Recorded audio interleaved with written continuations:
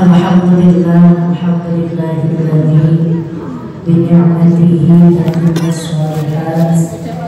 Wassalatu wassalamu ala sayyidina Muhammadin sayyidil waladi adnan wa ala alihi wa ashabihi wa man tabi'ahum bi ihsanin ila yaumiddin. Amma ba'du. Sama kita hormati segenap jajaran pengurus Yayasan Al-Wiqayah dan pengurus Masjid Jami Al-Wiqayah.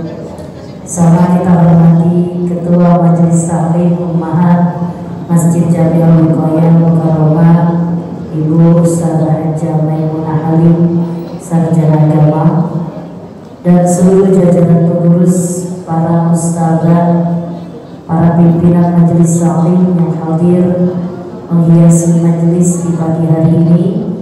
Walaupun saya tidak sebut namanya satu persatu, doa insya Allah selalu tercurah untuk para pejuang-pejuang agama, untuk selalu mensyiarkan majelis-majelis taklimnya, insya Allah dalam keadaan sehat walafiat dan keberkahan senantiasa dilimpahkan oleh Allah Subhanahu wa Ta'ala.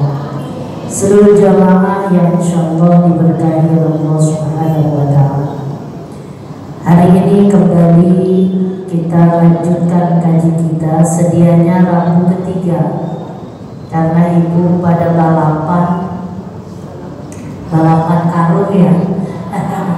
Jadi diundur hari ini. Alhamdulillah pokoknya ada kelima. Jadi kita nggak ada libur, jadi lanjut pelajaran kita. Baik, langsung saja. Terakhir kita bicara tentang masih tentang memandikan jenazah. Persiapan memandikan jenazah atau sudah memandikannya? Sudah memandikan. Cara memandikan sudah.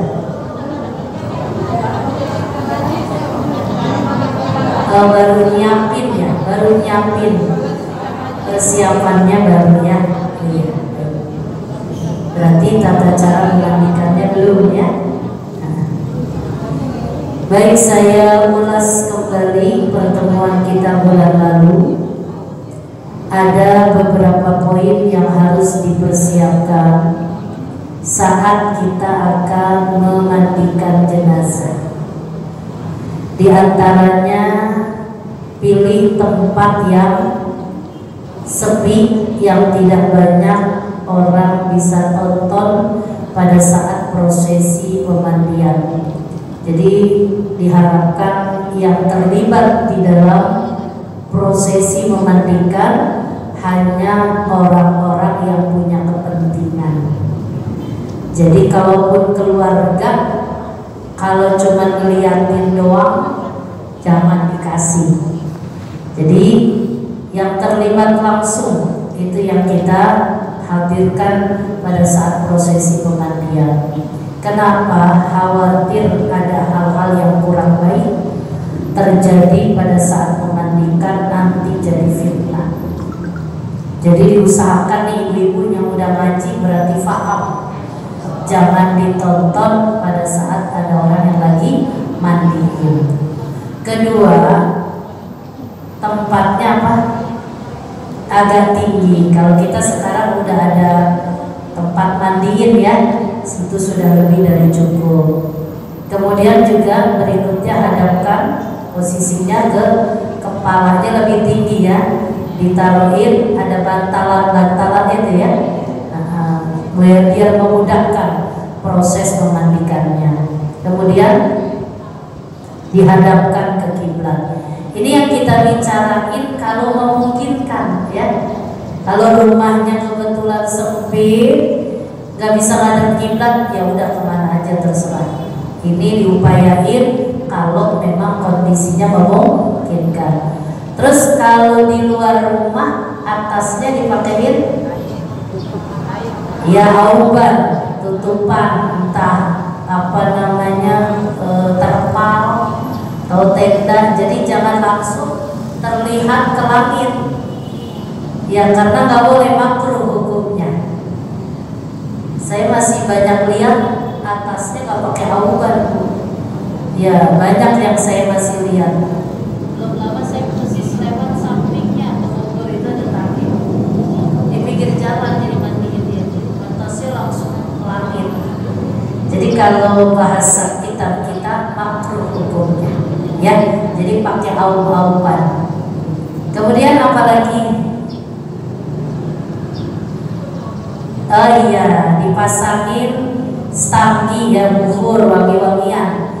Jadi di area pemandian taruhin bakarin stanggi, tapi jangan di bawah kolong mandiin ya, kena air hati. Pokoknya di area pemandian biar tercium aroma wangi, karena namanya mayit kan, apalagi mohon maaf ya, ada penyakitnya, kadang-kadang aroma tak sedap suka keluar gitu. Kalau orang dulu kan bilangnya tai gagak pada keluar, kan bau ya, Bu. Namanya kita kan bangke kita itu baunya lebih busuk dari bangke anjing sama babi. Ingetin tuh. Jadi makanya kenapa Islam nyuruh kalau ada mayit segera prosesnya, buru-buru, jangan ditunda. Kenapa? Salah satunya itu alasannya. Jadi perlu dicatat, perlu diingat, kita kalau udah jadi bangke ini baunya lebih busuk dari anjing sama babi diri kita. Jadi apa yang mau dibanggain dari diri kita? Karena kalau udah mati mah udah gak jadi apa-apa kita. Jadi di sini makanya disuruh pasangin buhur ya, stanggi gitu ya. Terus setelah itu siapkan 4 ember, diringkesnya 4 ember. 1 ember isinya air bening, air putih biasa. Kemudian yang kedua ember isi air dicampur bidara atau daun dadap. Yang ketiga ya dicampur dengan garam kasar, garam krosok. Yang keempat kapur baru. Ya itu sudah siap. Sarung tangan jangan lupa. Nah, sarung tangan buat mandiin ya. Baik, sekarang kita masuk tata cara memandikannya. Yang pertama tadi menggunakan apa? Pakai sarung tangan. Kita pakai nih sarung tangannya. Kemudian niat memandikan. Mandiin itu niatnya hukumnya sunnah ya. Kalau nggak niat gimana Ustazah? Ya nggak apa-apa, namanya juga sunnah. Tapi kalau niat diniatkan, dibaca di hati, diucapkan di hati, insya Allah ganjarannya lebih gede. Karena yang kita mandiin kalau perempuan lagi gitu ya, kita niatnya perempuan ya. Nawaitul ghusla, nawaitul ghusla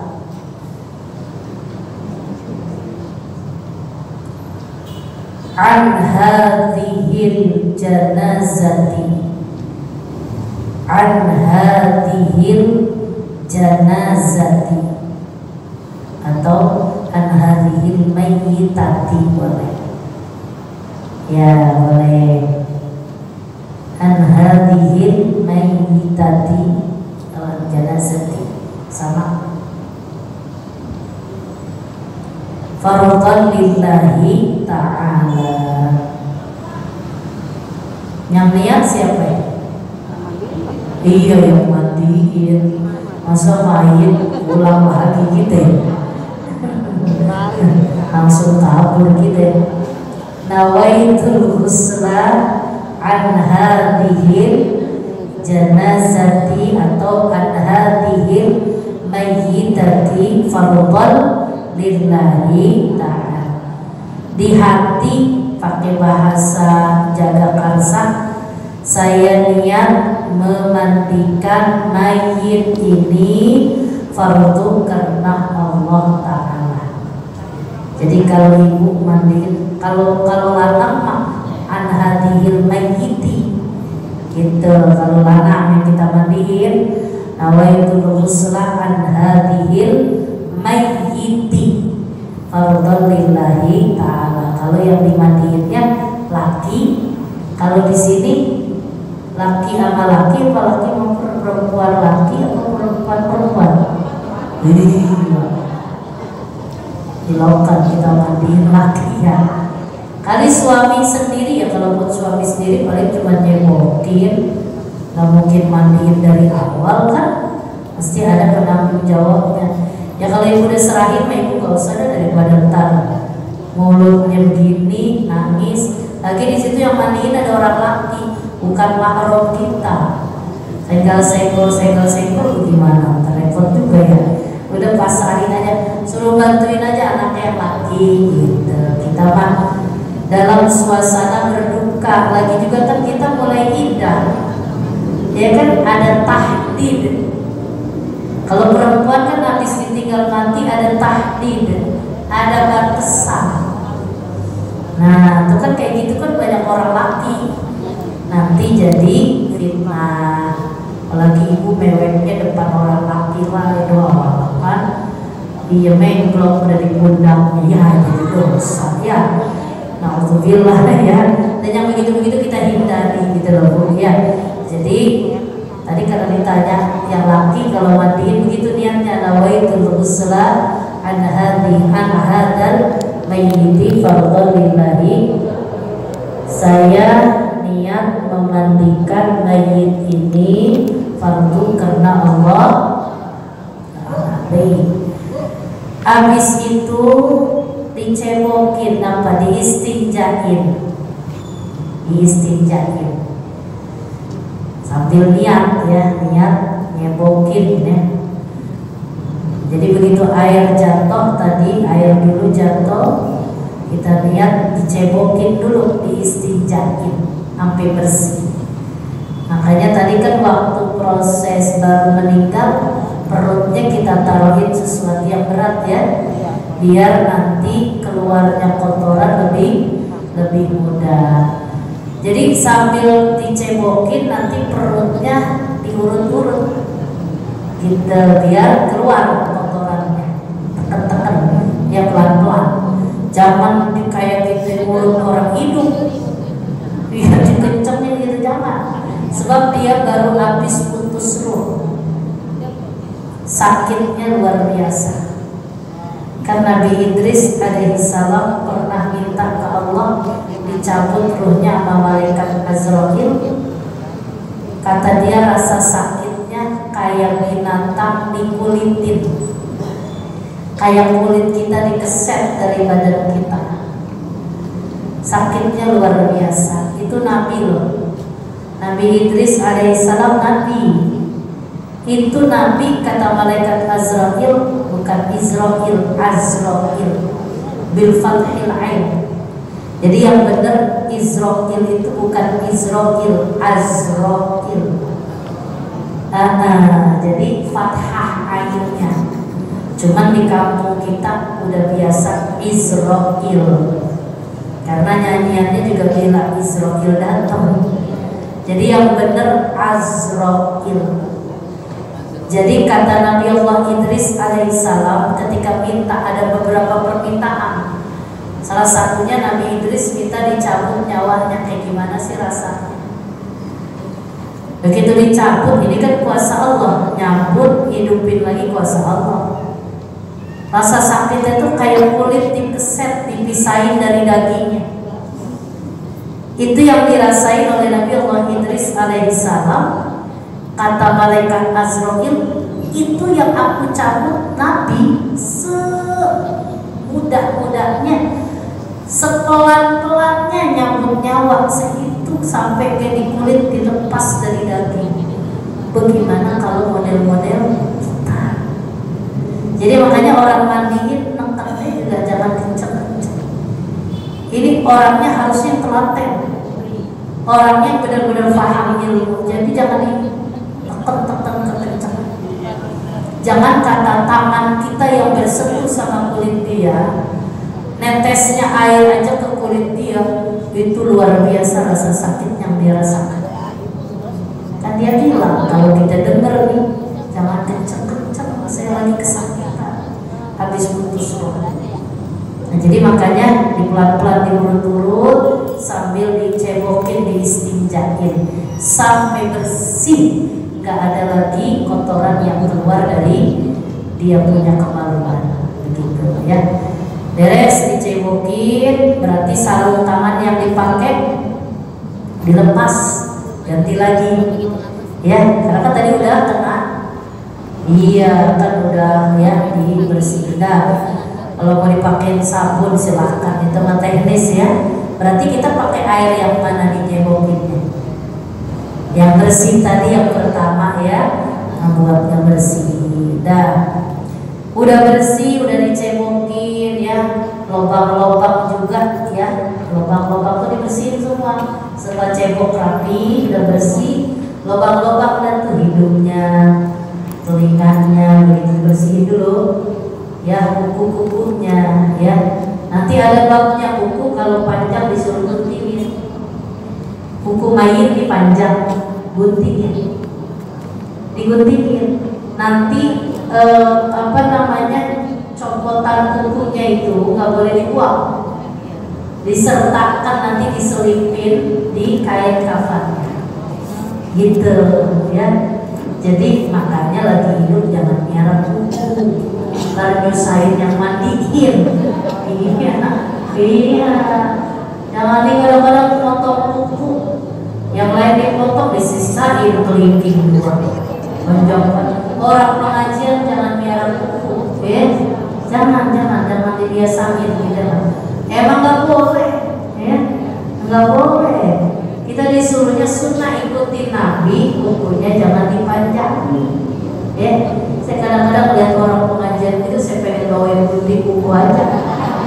Saya mau disuruh guntingin kuku ibu kalau yang panjang. Nggak apa-apa, saya masih demen ya. Jadi lagian juga kalau ibu wudu khawatirnya nanti ya ibu cebok juga, ada yang nyelip. Ya begitu ya, jadi cebok ya sambil tadi niat ganti dan tuh sarung tangan kita ya. Berikutnya ngapain Ustazah? Proses berikutnya wuduin, mewudukan si mayit ya. Cebok udah bersih, lubang-lubang udah pada bersih semua, kita wuduin. Niat wudunya, iya kita niatnya bagaimana Ustazah? Nawaitul wudu al-masnunata. Saya pelan-pelan ya. Nawaitul wudu al-masnunata. Saya takut deh. Nawaitul wudu al-masnunata. Sudah? Lihadihil janazati atau lihadihil mayyitati, boleh. Lillahi ta'ala. Sudah ketinggalan apakah? Saya ulang. Nawaitul wudu al-masnunata lihadihil janazati atau lihadihil mayyitati lillahi ta'ala. Saya niat mewudukan mayit ini sunnah karena Allah Ta'ala. Saya niat mewudukan mayit ini sunnah karena Allah Ta'ala. Biasa kayak kita wudu berarti pakai apa? Cocok tangan gitu. Kuburnya bagaimana Ustazah? Biasa aja, air dikumpulin ya, hingga. Terus kalau misalkan dia udah nggak bisa, ya nggak pakai begitu ya. Iya. Kalau kita benar, kalau kita butuh kubur sunnah, sunnahnya pahalanya gede. Ibu mainin air di kerompongan, di sunnah nih. Kalau ibu butuh pas kumur Gitu nih, air di sini mainin. Jadi air ada banyak kan telan, bukan telan sampai ini. Maksudnya mainin di sini. Gitu. Itu pahalanya lebih gede daripada itu cuma wah gitu. Jadi tapi kalau lagi nggak puasa, kalau lagi puasa mah jangan begitu ya. Tapi si mayit tetap kumur asal aja, gitu ya. Asal air buang lagi. Terus habis itu kan tadi gigi itu yang habis cebok itu dibersihin ya. Biasanya pakai apa? Iya, semua bisa tempat juga barangkali ada, barangkali habis makan tahu masih nyempil ya. Terus udah rapi itu hidung biasa kayak kita butuh aja ya. Kemudian muka, niatin gak usah saya niat membasuh muka mayit ini karena fardu karena Allah. Biasa kan niatnya di muka ya. Nah, kita yang mandiin yang niaga. Semua anggota wudu dibasuh dengan sempurna. Berarti si mayit udah dicebokin, udah diwuduin. Terus habis itu gimana Ustazah? Lanjut, kita mulai memandikan dengan air-air yang sudah kita siapin. Berarti ada air daun dadap, ada air asin, ada air kapur bagus. Pertama apa yang kita pakai? Masih ingat yang paling afdol? Air daun dadap dulu ya, daun bidara. Siramin dulu. Berarti kalau nyiramin, Ustazah pakai niat lagi nggak? Boleh pakai niat lagi. Nggak niat lagi juga nggak apa-apa. Jadi niat lagi begitu air nyampe di tubuh dia. Kayak kita mandi wajib. Nyiraminnya dari belah mana? Dari kepala, pelan-pelan. Pakai air daun dadap ya. Sambil niat. Ya kayak tadi lagi, saya niat memandikan mayit ini fardu karena Allah Ta'ala. Siramin itu dari kepala sampai ujung kakinya. Balikin ya sebelah kanannya. Kan belum kena nih belakangnya. Tapi emang kalau kita kagak balikin, kagak bisa. Memang kita ya balikin dulu. Masih pakai air tadi, air daun dadap. Terus siram, nanti belah kirinya pelan-pelan. Udah beres, makanya jangan pakai selang begitu, pakai gayung gitu ya. Jadi usahain jangan pakai selang. Kalau kita sih memang setiap beli paketan buat kain kafan mayit ada gayung. Masih ada gayung beli di sini? Masih, iya selalu ada. Enggak sih, warnanya warna-warni. Yang penting gayung dulunya. Selalu kalau kita beli paketan kain kafan itu dikasih ada gayungnya, gitu kan, ada semuanya. Ya, sabunnya juga kadang-kadang ada di situ. Ya, jadi itu ibu udah siram pakai air daun dadap. Abis itu ibu mau pakai sabun silahkan. Sabun kan ya kepalanya pakai sampo, kata orang tua dulu gini, sampo yang biasa dia pakai itu sampo apaan dia? Samponya pentil apa clear apa kurang haring? Si ada kurang haring ya. Iya terserah deh ibu pakai. Kadang orang tua dulu begitu tuh, pakai sampo yang terakhir katanya ya, pakai nggak apa-apa, nggak masalah. Jangan diributin gara-gara itu mah. Sabunnya yang biasa dipakai sabunnya. Ini sabun apa? Sabun batangan dia pakai aja sabun batangan. Sabun apa? Terserah. Pakai dah tuh bersih. Nah nanti nyiram lagi pakai air apa? Air asin gitu. Atasnya, kemudian sampingnya ya, kanan, samping kiri. Kan begitu ya?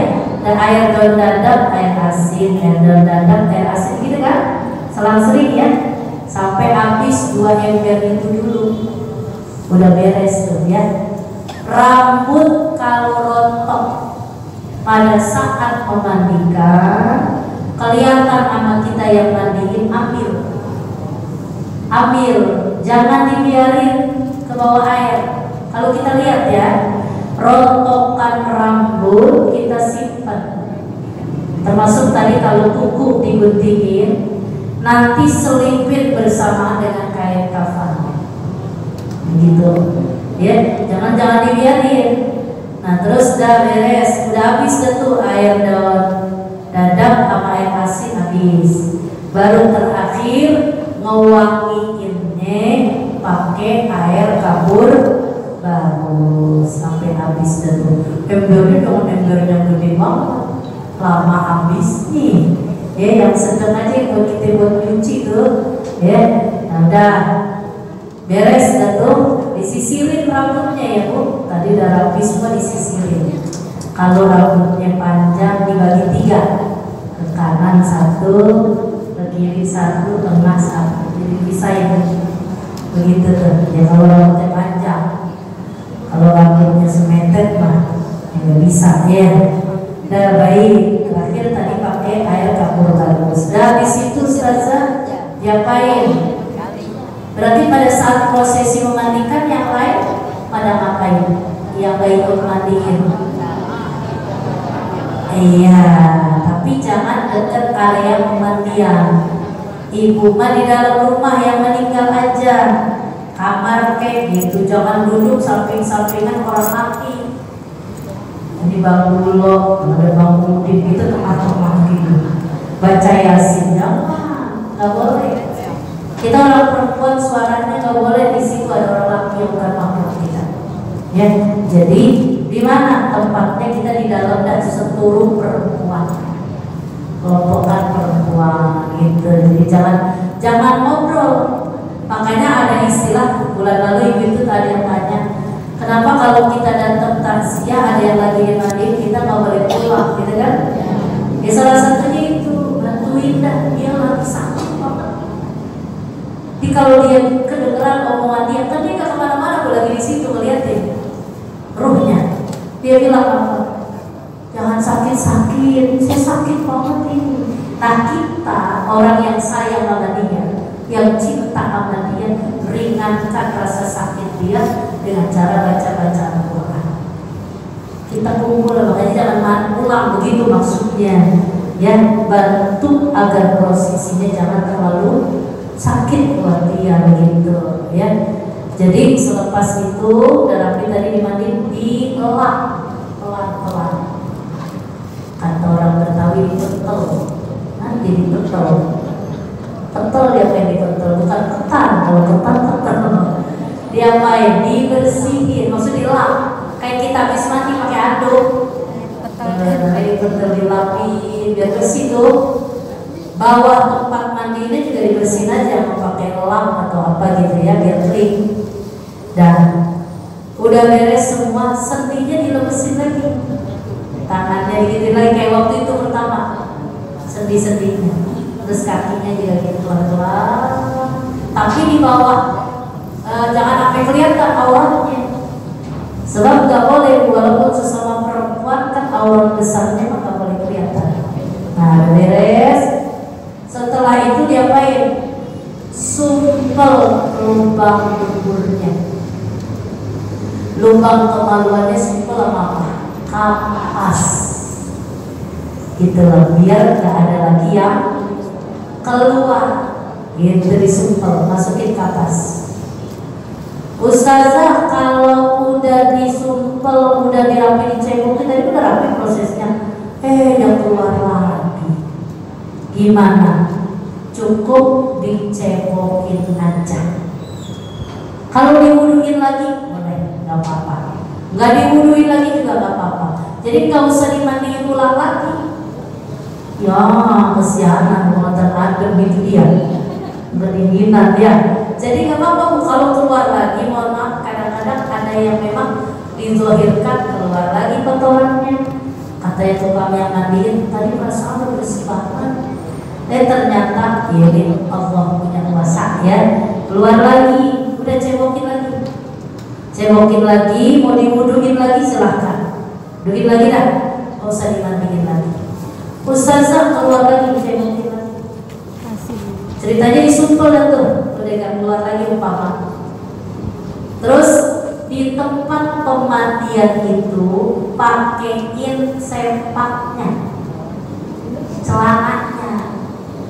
Jadi makanya di situ jangan tahu waktu lagi ngapain. Iya, kebanyakan makainya lagi ngapain. Ini ambilnya ada apa ya? Ya nggak ada ambil. Oh berarti ya kita lagi ngajarin dia. Iya. Jadi pakaiin sempaknya, celana dalamnya yang udah dibikin dari kain kafan ya. Oh iya, masa sempak diem? Bukan sempak celana dalam nih. Iya, samanya sempak kita ya. Iya, sempak maksudnya yang udah dibikin dari kain kafan kan? Kan tau kan bikinnya cuma kayak sempak kan? Ukurannya kayak pempes gitu ya, kayak pempes gitu tuh ya. Kayak pempes mak begitu doang, bukan yang merek apa mereknya? Ya udah begitu aja, bukan merek itu mak. Sempak yang dari kain kafan, dia dibentuknya kayak model pempes. Lucu ibu, anak ibu gitu kan? Pakai itu di tempat pemandian. Jadi pakainya di situ, biar nanti waktu dia digotong nggak kelihatan. Khawatir kesingkap gitu loh bu. Karena kan yang gotong nggak mungkin perempuan, pasti orang laki gitu loh bu.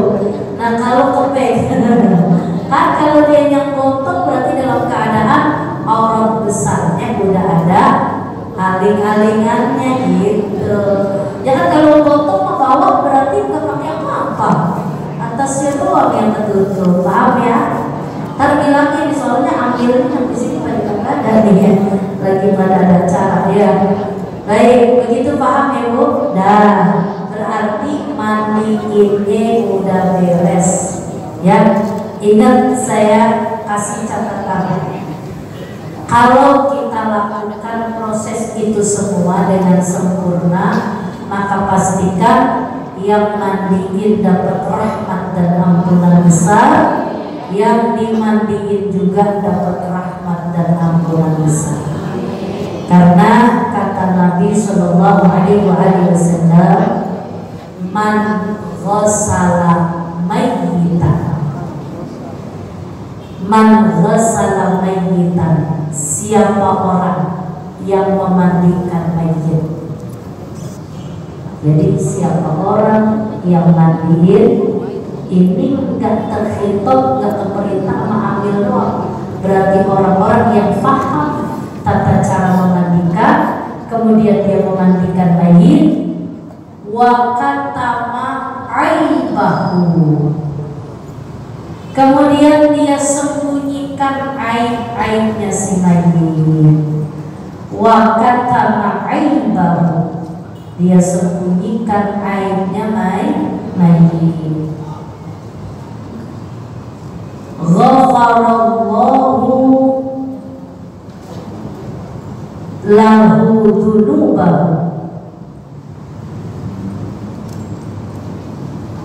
maaf, ghafarallahu dzunubahu, kita pakai lahu ya. Ghafarallahu dzunubahu arba'ina sanatan. Ghafarallahu dzunubahu arba'ina sanatan. Siapa orang yang memandikan mayit dan dia sembunyikan aibnya mayit itu, maka Allah akan ampuni dosa-dosa dia 40 tahun. Tuh, buat ambil yang pada mandiin, kalau orangnya lisannya terjaga dari ceritain aib keburukan si mayit, ya kan kadang-kadang ada yang Allah perlihatkan ini dan itunya, atau si mayit memang udah ada penyakit bawaannya, maaf, yang bertahun-tahun sakit di tempat tidur, otomatis kalau nggak diperhatiin luka di bagian punggungnya, di pinggulnya gitu ya, karena terlalu lama dia berbaring. Kan itu kalau orang yang mulutnya lemes bisa jadi konsumsi publik, bisa diomongin kemana-mana. Makanya belum bisa jadi hamil. Hamil tuh ibaratnya airnya mayit direndam di perutnya. Jadi kalau bahasa saya, perutnya jadi kuburan airnya si mayit. Gitu. Disimpan aja, tidak simpan. Bahkan kita juga nggak tahu kan kita bakalan bagaimana. Kadang-kadang kan kita mudah menceritakan aib orang, lupa kalau diri sendiri juga punya aib. Benar ya? Pernah sampai dalam kitab Tuhfatul Maudiyah, ada seorang wanita yang saya pernah cerita. Udah belum ya? Anggap aja belum ya. Ada seorang wanita datang kepada kiai ulama besar. Dia ulama lagi ngajar santri-santrinya. Kata dia begini, kiai aneh datang mau nyeritain dosa aneh yang udah besar banget. Kata kiai, wama dan mungkin emang dosa lu apa? Kata si wanita itu, saya sudah berzina. Ketika saya berzina, sampai akhirnya Allah takdirin saya hamil. Berarti hamil di luar. Sampai saya melahirkan. Begitu saya sudah melahirkan, bayinya saya bunuh. Saya cekek sampai mati. Setelah dia mati, saya potong-potong badannya, tubuhnya. Setelah saya potong-potong kecil-kecil, saya goreng. Setelah saya goreng, saya tumbuk sampai halus. Kira-kira ada jalan gak buat saya taubat? Kata kiai nanya sama santri-santri, wama a'dhamu min dzalik, ada nggak yang lebih gede dari itu dosa? Santrinya melotot semuanya. Kayak ibu kalau saya tanya, kira-kira ada nggak yang lebih kecil dari itu? Itu kecil kan? Binatang aja nggak kayak gitu ya. Akhirnya apa kata kiainya? Ada yang lebih gede dari itu. Itu mah nggak seberapa, bukan berarti ngentengin dosa. Ada dosa yang lebih gede dari yang dilakukan sama ibu tadi. Apa itu? Ngomongin kejelekan orang. Tuh segitunya. Ngomongin aib orang. Riba namanya. Riba itu kan ngomongin sesuai fakta. Emang benar begitu. Kita ngomongin si fulan, maaf, fulan anaknya hamil di luar nikah, misal. Emang begitu ceritanya sesuai fakta. Itu riba namanya. Itu namanya nyeritain. Dan kita nggak punya tujuannya cuma buat orang lain tahu. Nggak ada untuk solusi hukum, nggak mau berfatwa dan sebagainya, nggak ada. Dia mah cuma sekedar orang daripada tahu doang, begitu loh. Maka itu dalam hadis lain Nabi cerita, itu dosanya lebih dahsyat dari 30 kali berzina. Jadi bukan berarti begini, kalau begitu mendingan gue zina aja. Bukan begitu pahamin hukum ya. Iya, itu lebih dahsyat dari berzina 30 kali. Ngomongin sesuai fakta loh. Yang namanya omongan, maka kadang-kadang banyak yang keluar dari fakta. Ya ceritanya kan cuma 1-5 cerita aslinya. Dibungkuin sampai 20. Itu kan jadinya buhtan. Jadi fitnah. Itu lebih gede lagi dosanya. Nah makanya si Amil ini disuruh perutnya jadi kuburan aibnya si mayit. Udah jangan dicerita-ceritain. Sian banget itu mandiin pohon. Sian banget dia loh. Anaknya pada kagak ngurusin kali ya. Belakangnya pada ngoreng. Pernah ada kayak gitu? Itu yang begini jangan. Telan aja ada apa kayak dan diam aja. Paham ibu? Saya khawatir satu hari ibu dibutuhkan karena ibu belajar ilmunya. Jadi jangan sampai ke puncak. Karena sekali lagi saya garis bawahin akhir kehidupan kita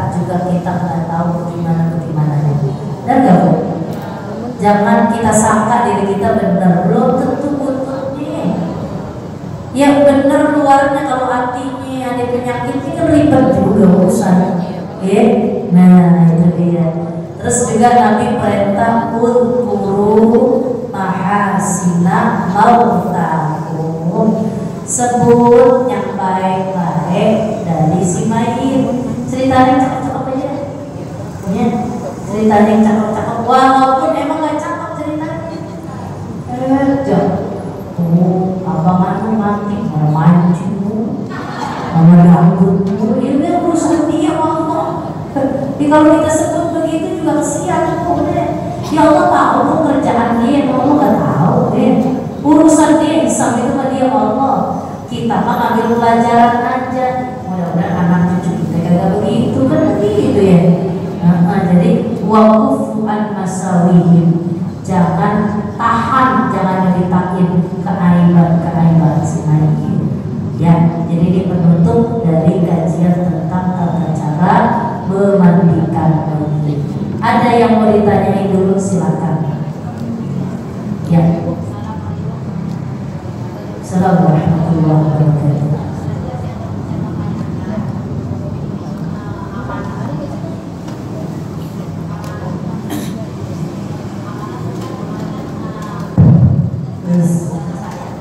Ngaji di Ciguna, Nimah pokoknya lu kalau mau mandi, lu ini gua semua sampai mata gua berderep, mulut gua masih mangap, tolong urusin. Nah terus masalah yang dimandiin, alat-alatnya semua lu urusin gua. Ketemu lagi mana ada sempat pesan lagi. Yang saya mau tanyakan amanat bukan saya, takut saya pikirin. Ya. Dan kemarin saya makanya ngomong, ya itu jadi wasiat. Dan kalau saya meninggal, amanah maksudnya lurusin gue. Karena Bu Nimanya, saudara Nimanya kan udah ngaji.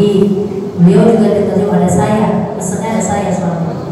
Jadi saya juga jadi saksi hari itu, dengar ya. Berarti saya dengar orang samping saya. Pokoknya kalau mau ada buku begini ya, itu yang Ustazah omong itu kerjain buat. Terus saya nanya, yang baru nyanyi yang makin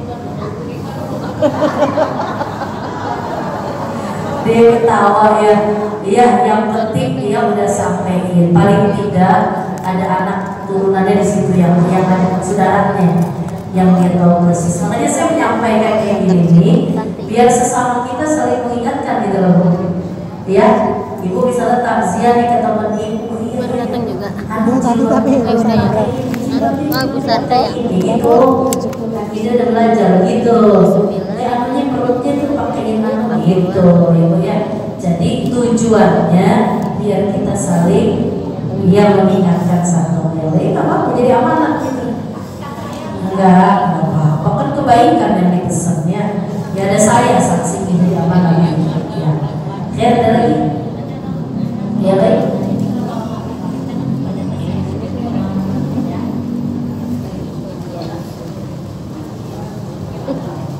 Kitabnya? Oh. Iya, maksud saya begini. Jangan di situ, jangan di situ. Jadi wajib cari tempat masuk ke dalam. Kalau bermandi misalnya ya, ini ada yang mandiin misalnya ya, rumah saya sebelah situ Pak, masuknya ke sana ke ruangan tamu dia atau yang agak ke dalam gitu. Yang seluruh kita, kita ajakin gini, ya sini kita ke dalam, kita bantu itu, kita baca Yasin. Tapi jangan kencang-kencang suaranya ini, karena di depan banyak orang yang bukan mahram kita, banyak orang laki, pelan-pelan aja. Soalnya saya orang mandiin baca tahlil ambil peserpin baris lain. La ilaha illallah la ilaha saya peserpin cucian apa peserpin orang mati. Jadi jangan begitu, jangan salah. Jadi ada yang pegang Quran, tidak ada yang pemandian, jangan. Di luar ya, di luar juga jangan bercampur dengan ikhtilaf dengan laki-laki yang bukan mahram kita. Ya, jadi ya ngambil lagi. Saat kita sudah meninggal suami, sebatas apa kita? Apakah saat itu ketika masih ada mayit kita kalau keluarga atau apa sebaiknya dilakukan itu apa? Kadang-kadang kan masih ada juga yang masih dekat suaminya dulu, tapi kan ada razia, tapi ada apa segala macam. Terus sampai ayo dong sini lihat nih suaminya terakhir gitu kan. Nggak pasti ngomong dia tidak ada yang mau atau gimana. Sebaiknya. Begini, jadi perempuan yang ditinggal mati oleh suaminya, ingat kita punya kewajiban iddah. Iddah itu adalah masa menunggu setelah ditinggal mati oleh suami. Berapa lama? Qurannya udah nyebutin 4 bulan 10 hari. Jangan salah kaprah, orang kampung Jakarta 40 hari. Gua kata makali 40 hari, bukannya 4 bulan 10. Mau tuh perempuan masih muda, setengah tua, mau udah nenek-nenek, nenek-nenek ke perempuan. Ya sebentar. Jadi siapapun dia, yang penting judulnya perempuan. Kalau ditinggal mati sama suami 4 bulan 10 hari iddahnya. Itu dulu baru datang baru baca HP dulu cara baca HP. Mau Jadi amal 4 bulan. Sekali lagi bukan itu baru 4 baca bulan. HP iklan lihat Satu. ada. Kedua, ada bahasa bagi orang yang ditinggal mati suami dalam hukum agama kita. Kamu ngasih yang ngomong. Hah? Tahdid itu ada pembatasan Amal. Gua amal aja deh. gerak tuh perempuan ketika ditinggal mati oleh suami. Apa ustazah yang nggak boleh? Satu, haram dandan. Ya, artinya meninggal malam di menor nerima tamu takziah, kagak kemahan dirinya si Udin tuh alis sampai kerem banget, bibirnya sampai merah banget, haram. 4 bulan 10 hari kagak boleh dandan, ingetin tuh. Sebenarnya juga keluar dari rumah nggak boleh kita, biar ada suami juga dandan. Kebangetan memang nggak boleh, emang bener nggak bu? Iya, di alisnya yang anti geledek apa?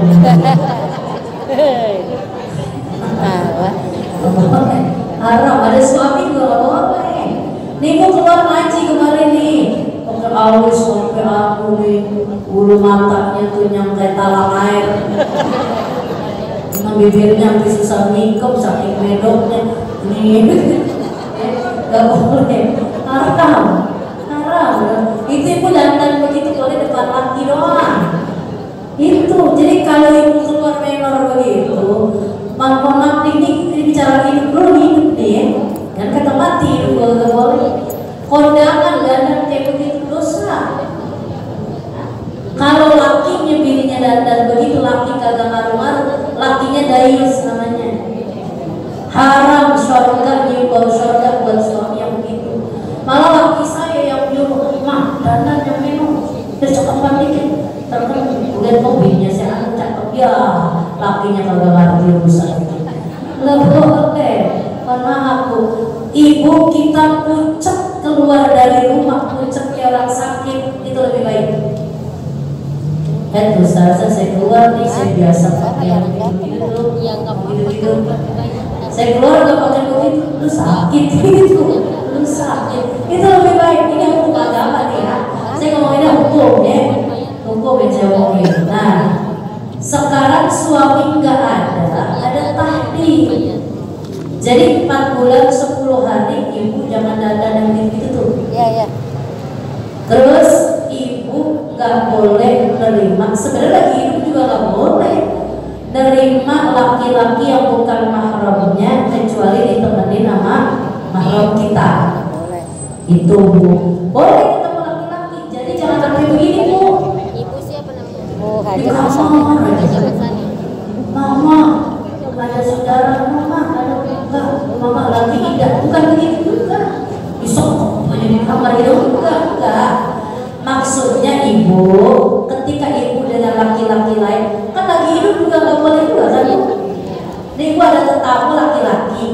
Ya Pak RT datang, ibu sendirian di rumah. Nggak boleh. Pak RT di gerbang, Bu, Pak maaf ya suami saya lagi nggak ada orang. Ntar Pak RT balik lagi ke sore, anak saya udah pada pulang begitu. Ini maka masuk dan Pak RT masuk. Dibukain pintu ruang tamu. Duduk di ruang tamu kita berdua-duaan sama kita. Bu, kalau orang yang hatinya ada penyakit bisa jadi fitnah. Benar nggak?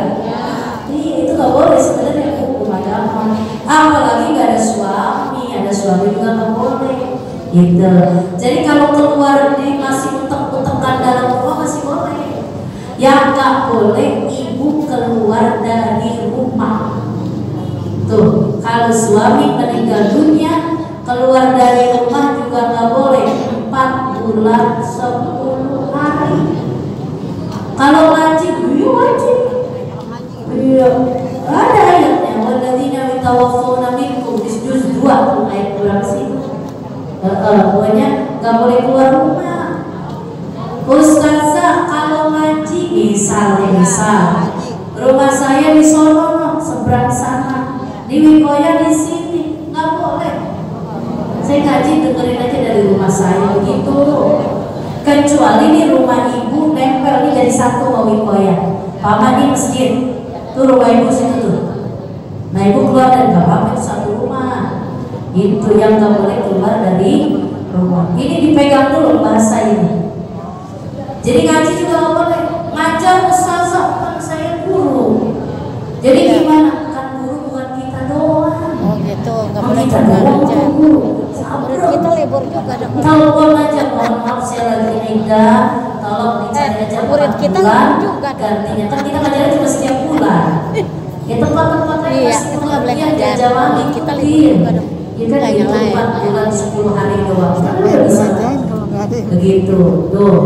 Ustazah, kalau seandainya saya kerja, ya saya paham ya ibu udah pengen bertanya, makanya saya jawab. Kalau kita keluar, batasannya nih, kalau kita keluar nggak makan maka wajib keluar. Artinya sepeninggalan suami nggak ada yang ditinggalin, kontrakan orang, duit kali orang, kagak ada. Lah saya yang kudu sungsang, kudu saya yang kudu keluar, ya saya mengais menjemput rezeki Allah, saya harus keluar, maka keluarnya jadi wajib. Karena yatimnya di rumah nggak ada yang ngapain. Jadi iya, tapi keluarnya jangan menor. Ya ntar kalau ada tukang somai ngelirik gitu, ya repot ya. Jadi tetap keluarnya nggak boleh, harus dijaga, dibatasin. Saya pas baca. Keluarnya itu seukuran kerja pulang. Jangan kerja terus ayam-ayam bayar mall. Kenapa boleh? Kerja masuk. Jadi ini patokannya gitu. Kalau nggak makan, kalau nggak keluar nggak makan, wajib keluar. Itu misalnya bapaknya nggak tinggalin apa-apa ya, di masih kecil perlu makan, maka kita harus keluar dari rumah untuk menjemput rezeki Allah. Atau begini, bapaknya pensiunan, harus ada berkas yang kita tanda tanganin, gak bisa diwakilin oleh siapapun, bahkan instansi yang terkait pun tidak bisa dihadirkan ke rumah kita karena bukan kita doang yang dilayani. Jadi mau tidak mau ibu harus pergi ke sana. Maka datang ibu ke sana hanya tanda tangan pulang. Nah, itu masih boleh karena darurat ya. Jadi nggak boleh itu batasannya. Iya. Maksudnya? Iya.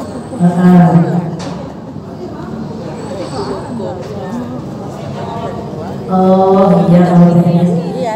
tapi kalau misalnya hukum mau pakai kita jangan jaga perasaan orang lain, tapi kita nggak jaga per Allah dengan Rasulnya, hukum itu ukurannya. Kan saya udah PNS, ada kontrak, ya nanti umur sekian baru selesai saya gitu kan. Mau nggak mau kan saya harus kerja. Kita belain hukum Allah apa hukum negara pemerintah, ya gitu. Iya, gimana Ustazah? Dah masih ada celengan tuh, babanya ninggalin lumayan. Kontrakan cuma 20 pintunya. Pintunya doang. Pintunya yang 20. Pintunya doang. Kontrakan udah gak ada. Gitu ya. Iya ya, gitu ya. Baik, apa kok?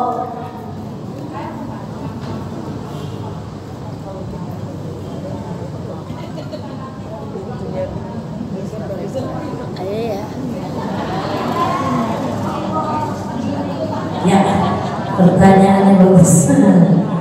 Kalau suami sudah meninggal dunia, ya, terus nanti saya nikah lagi, sudah menikah lagi, nanti saya ketemu lagi nggak sama suami saya yang pertama? Almarhum Muhammad Ahabba. Orang itu nanti bersama orang yang mencintainya. Ibu cinta nggak? Cintaan mana yang dulu, mana yang sakral? Kata ibu itu sih cinta pertama gitu ya. Saya nggak bisa melupain, masih ingat. Insya Allah ibu kumpul lagi sama suaminya yang pertama. Ntar suami-suami ibu tuh yang dulu yang sekarang jadi bidadara. Kita bidadari mah perempuan. Ntar jadi bidadara yang bakal melayani kita kan?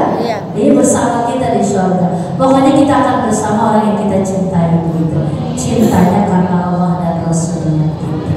Iya, insya Allah ya. Yang penting dua-duanya si soleh sama solehah gitu ya.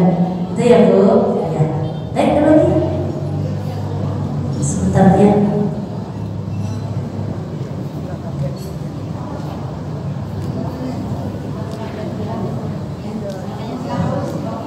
Assalamualaikum warahmatullahi wabarakatuh. Saya mau bertanya sedikit. Bagaimana hukumnya sekarang banyak peristiwa-peristiwa yang terjadi tabrakan, kemudian dia tidak lagi diperlihatkan, langsung masuk ke dalam peti jenazah dan diprosesi, mungkin hanya sholat dan seterusnya. Itu sementara tidak dimandikan. Apakah tidak dimandikan atau memang sudah dimandikan dari sananya? Seperti kemarin kita lihat ada artis ya Bu, tak bisa saya sebut namanya. Demikian saja yang saya tanyakan. Assalamualaikum warahmatullahi wabarakatuh. Kalau ada orang kecelakaan peristiwanya ya, kemudian dia meninggal tanpa melalui proses mungkin mandiin ya, nggak tahu masih ragu dimandiin apa enggak gitu ya, tahu mayit itu sudah masuk ke dalam peti dan dikuburkan ya. Ya sudah hancur ya, sudah hancur. Gini Bu, bagi mayit yang sudah hancur sebenarnya ada cara mandiinnya. Cukup ditayamumkan saja atau dikenai air sedikit aja. Gitu sebenarnya ada caranya. Gitu. Kalau seandainya Ustazah hancurnya itu, kalau tayamum kan berarti muka dengan tangan doang.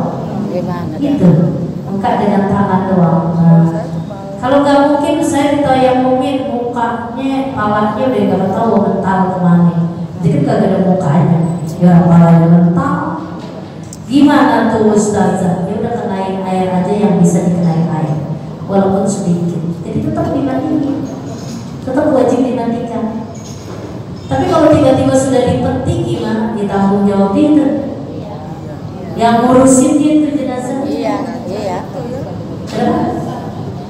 Ya kalau dia nggak kerjain prosesi tadi, ya nggak sah. Iya. Gitu. Kalau memang ternyata dia nggak memandikan, walaupun dengan air yang sedikit begitu kan, berarti nggak sah. Langsung tiba-tiba disolatkan, tiba-tiba bahkan dari kayak COVID kemarin kan, nah dimandiin, dari sholat dari pokoknya udah proses itu udah enggak gitu lah. Tahu-tahu kita lihatnya dia udah dikuburin di TPU yang khusus orang-orang COVID gitu kan. Kita nggak tahu juga disolatin apa enggak, atau mungkin disolatinnya udah di tanah lalu di atas kuburnya gitu kan. Ada proses yang tidak dilewatin. Kan itu mandiin fardu kifayah. Kalau sebagian orang tidak melaksanakannya berarti kena dosa sekampung. Iya. Jadi ada yang dia nggak kerjain dosa. Iya dosa. Kita dosa nggak? Dia yang tanggung jawab. Kayak kemarin pemerintah tanggung jawab. Tanggung jawab dia ada urusan. Kan kita nggak bisa ketemu sama keluarga kita kemarin kan? Udah nggak boleh kita. Kita mau bilang gimana lagi? Kita mau ngotot juga kita nggak boleh, ya. Kan kemarin begitu Bu. Kita ngotot dia timnya Bu, ya Allah. Ngotot. Saya lihat orang ngotot itu sampai minta, wah Kak, luar biasa. Nggak bisa. Anda tanggung jawab bukan cuma dunia akhirat. Itu mereka tampil, pemerintah tanggung jawab yang bikin peraturan. Padahal orang kalau udah mati virus mati juga, kan gitu ya. Kita kemarin sedih Bu, saudara-saudara kita nggak dimandiin. Jadi andai nggak dimandiin, tanggung jawab. Gitu. Untuk pembelajaran kita juga ya. Iya betul. Karena saya juga punya pengalaman sendiri. Waktu itu teman saya dari Aceh berlebaran ke Semarang, kemudian tabrakan dan juga buat jenazahnya sampai ke Aceh dan tidak boleh dibuka lagi. Jadi sebenarnya kan kita sebagai pembelajaran buat ibu-ibu Iya betul. jika terjadi apa-apa, insya Allah kita dijauhkan dengan Iya. ya kan? Mudah-mudahan kita tidak masuk salah satu tapi namun itu perlu kita pertanyakan karena saya kemarin berdebat sama anak saya ya, termasuk masalah sunan juga gitu kan. Terima kasih banyak. Iya baik. Saya perlu ingatkan kembali waktu kita mau cerita bab tentang memandikan, kan ada yang meninggal syahid dunia akhirat, syahid dunia, ada syahid akhirat. Yang tadi kecelakaan itu syahid akhirat. Kayak musibah, tsunami, wabah, kecelakaan itu syahid akhirat. Dia bakal dapat ganjaran pahala orang mati syahid. Apalagi kalau proses itu dilaksanakan semua tambah sempurna kan ganjaran. Jadi tanggung jawab orang itu. Ya makanya yang di tim kedokteran di rumah sakit harus ya mestinya mah orang yang ngerti ya, kalau ya biar jangan disembarangin gitu ya. Baik, ada lagi? Berarti kanyot ya. Ya. Bapaknya nggak punya pom.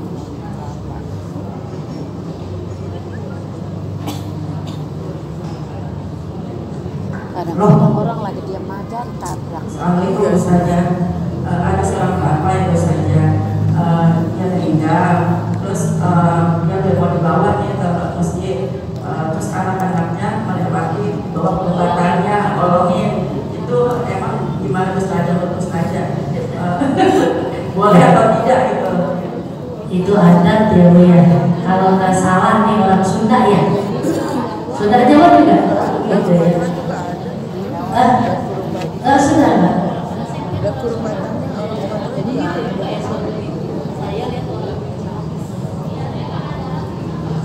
Oh iya betul. Jadi dia melewati. Sebenarnya nggak ada ajaran. Yang itu cuma bukti mahabbah ya, tradisi ya.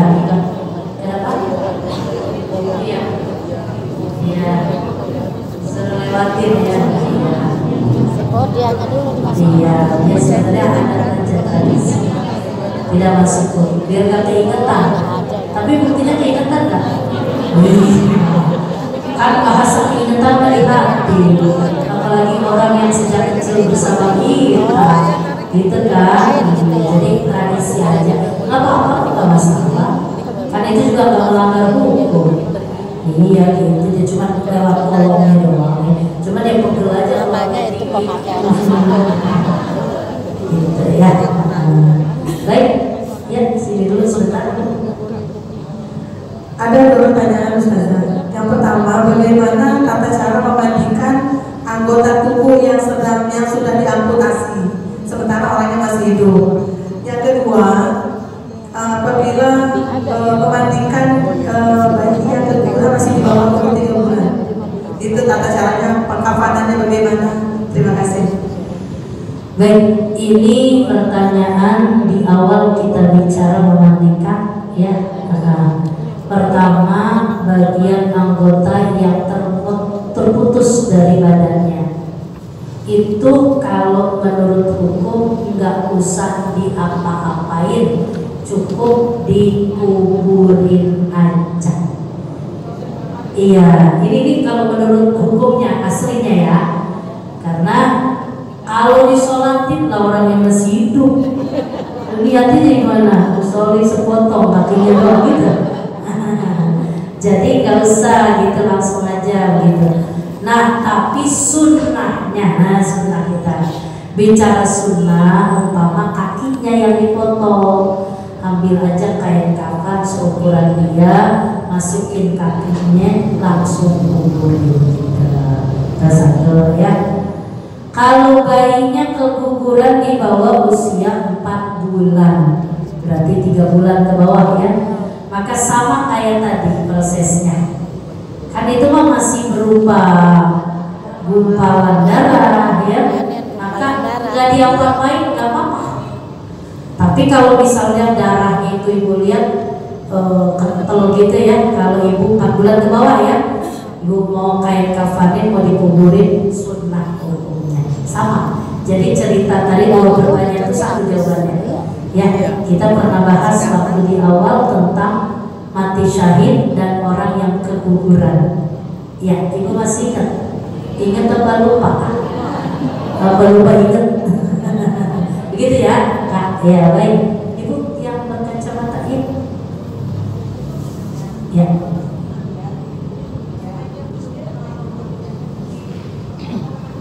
Iya. Iya baik ya. Kalau ada orang tua meninggal dunia, jadi nggak usah pakai tempat mandi yang tadi kita ceritain, karena anaknya ada ber5, cukup di pangkuan anak-anaknya saja. Boleh. Cuman resikonya harus itu kotoran, pastikan jangan kena ke kita gitu loh. Jadi nanti kepalanya ditaruh di tangan kanan, taruhnya tangan kanan. Nanti yang kirinya nih, bagian kiri ada yang urut-urut perutnya. Gitu, pastikan jatuhnya kotoran. Kan kalau pakai tempat mandiin, maka kotorannya jadi satu arah. Ya, kalau gitu kemungkinan ayam-ayaman gitu ya. Itu pastikan tuh kalau kayak gitu tuh, gimana caranya? Gak apa-apa sih, gak salah. Ibu mandiin sendiri-sendiri nggak boleh. Ibu duduk gitu. Halo. Ibu mandiin sendirian nih, ibu taruh nih kepalanya di tangan kanan. Ibu bersihin, oh kalau ibu mau ini ya. Lihatin lagi. Ngeri juga kita ya.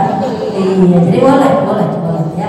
Apalagi buat anak-anaknya, cuman pastikan kotorannya itu nggak kena kemana-mana ya. Soalnya kan terkait dengan najis itu. Kotoran mah biar keluar dari orang dengan najisnya ceritanya. Dan jangan sampai kemana-mana. Kalau dulu sih kita mandi, mungkin kalau tempatnya kamar mandi yang lebih luas, saluran kotorannya itu dibikinin, maksudnya kemana-mana luas. Kasih cerita nih, di Pondok Pinang ada orang meninggal, mandinya di kamar mandinya. Lebih enak lagi, kamar mandinya buka emang luas gitu. Emang bagusnya begitu. Jadi nggak buat tontonan kan? Kita tutup pintunya begitu ya. Begitu ya Bu? Ada lagi? Kak? Ya, wajib ini. Jadi kalau ada orang meninggal kita nggak boleh hidupin kompor di rumah. Saya baru belajar. Begitu? Oh gitu? Kita masaknya di rumah kita gitu? Di rumah dia?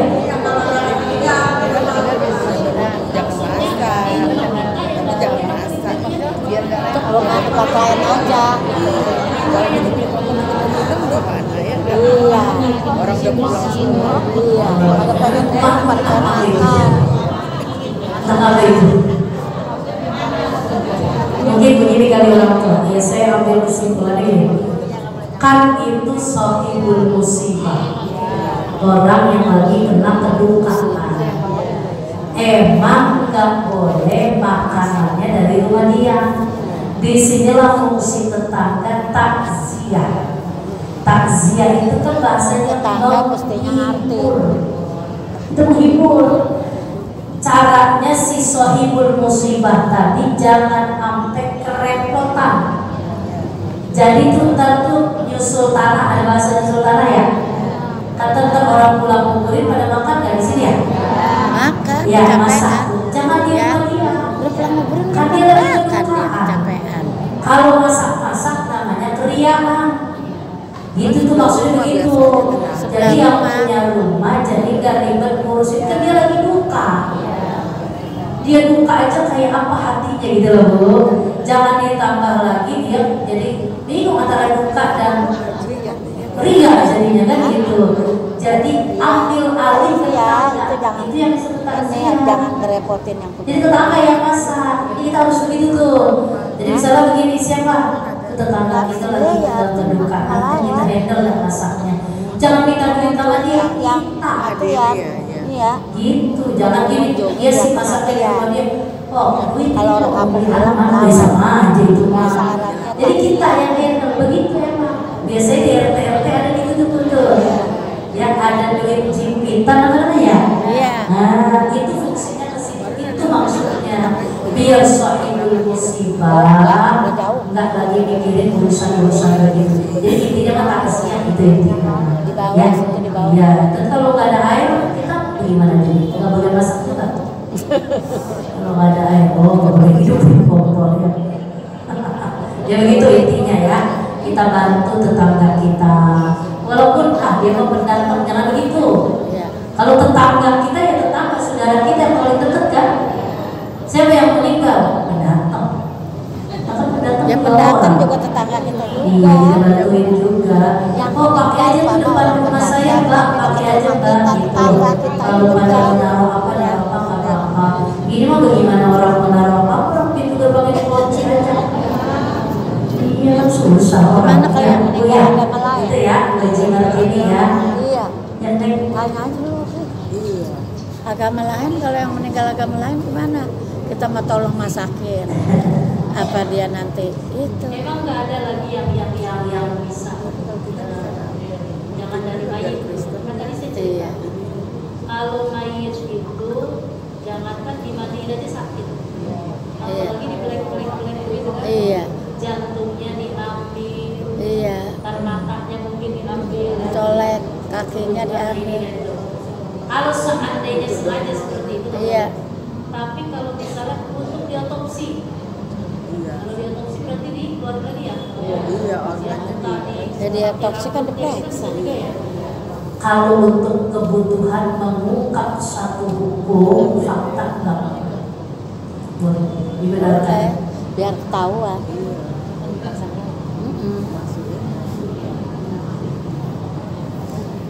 Itu bagaimana adanya jantungnya? Kalau memang dia berwasiat, kalau masih ada alternatif lain, kan wasiat nggak bisa Otaknya ada di dilaksanakan. sini bila aja. Kalau memang ada yang lain nggak usah, gitu, nggak usah dikerjain. Kecuali memang sudah tidak ada, ini Iya. pasti darurat. Iya. Gitu, ya. Anu dia Kalau masih ketahuan ada, dah tuh. jangan. Kilometer 50 Baik, ada lagi ya? Oh, masih ada. mobilnya ketahuan hitam tuh. Ini maksudnya apa sih?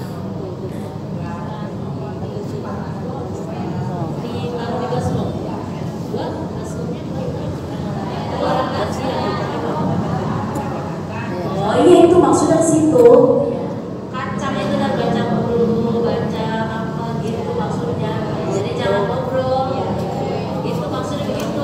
Orang dulu nyiapin kacang ya. Iya gitu. Kacang itu orang pakai kacang. Kalau beras, Iya. kalau tahu saya kacang. Ya, kalau beras nggak mau. Itu kecilan. Kacang ya. Itu buat zikir maksudnya Bu gitu. Sepanjang di situ. Dan satu lagi tadi ada yang nggak terjawab tuh buat Kaji Maimunah nanya. Kalau ada orang meninggal, suami kita bapak atau keluarga kita orang perempuan jangan dekat mayit. Karena kan lalu lalang orang takziah tidak menutup kemungkinan banyak yang bukan mahram kita. Kalau ibu nangis-nangis di situ nanti ibu nggak perhatian, jadi fitnah. Jadi kalau ibu mau nangis agak jauh aja dari situ. Jadi jangan di situ dia nangisnya pingsan kan, nggak benar deh ya. Jadi agak jauh aja ya. Jadi kalau ada orang di situ banyak bilang sih, kamu besok sama yang bukan orang itu di dalam aja gitu ya. Tadi terus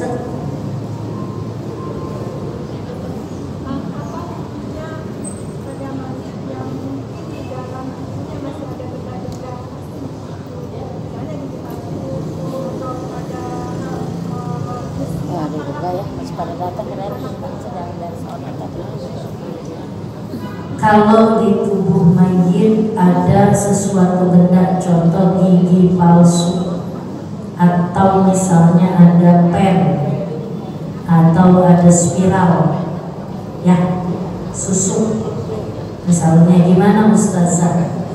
Enggak usah dicopotin, biarin aja, biarin aja. Kan tadi saya bilang dia lagi sakitan, habis bertusuk. Kecuali inget ini, si mayit pakai giginya gigi emas, gigi emas dari dulu. Kalau giginya pakai gigi emas, misalnya 3 biji giginya gigi emas, mahal lagi nih. Berapa gram nih gigi 3? Misalnya nih 10 gram.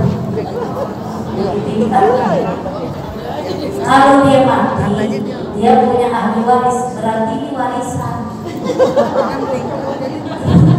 Pas ya, ini warisan.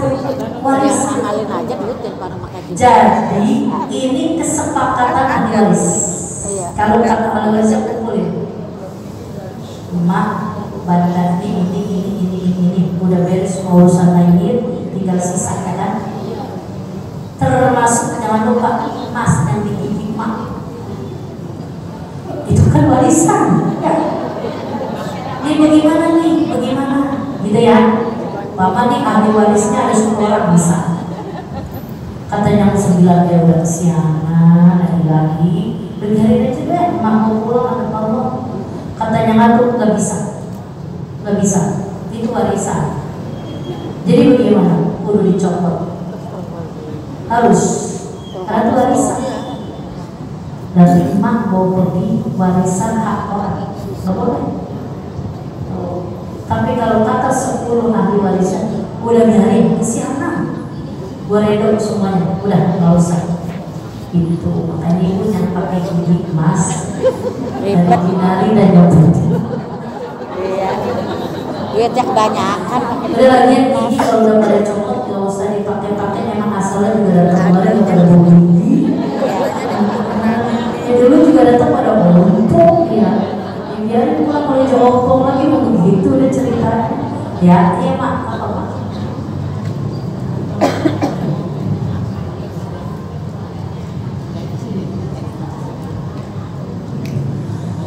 Nyium mayit. Ayo dah, dia udah mau ditutup nih, gitu ya.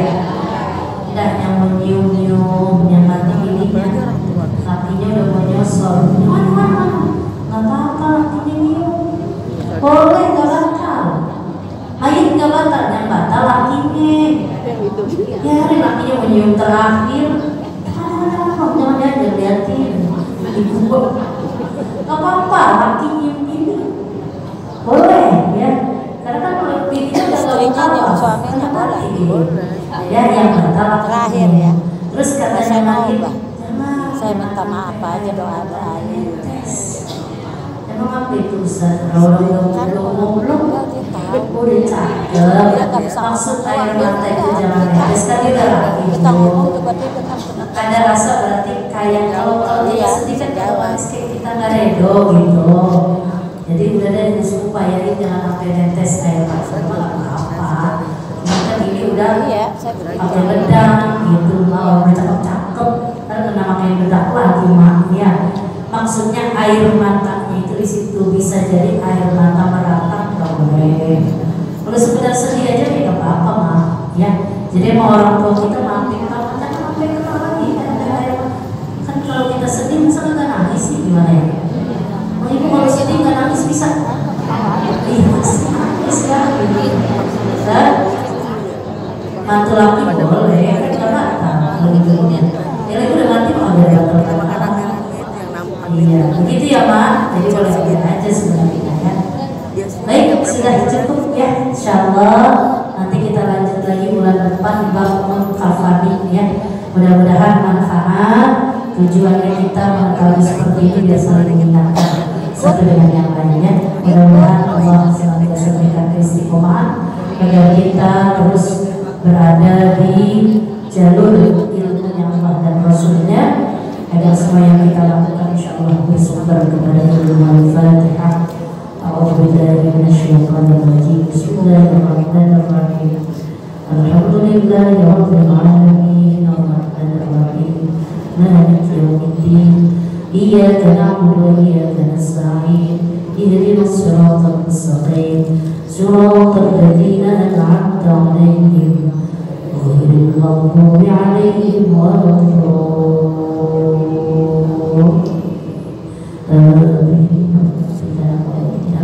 Wallahu a'lam bishawab.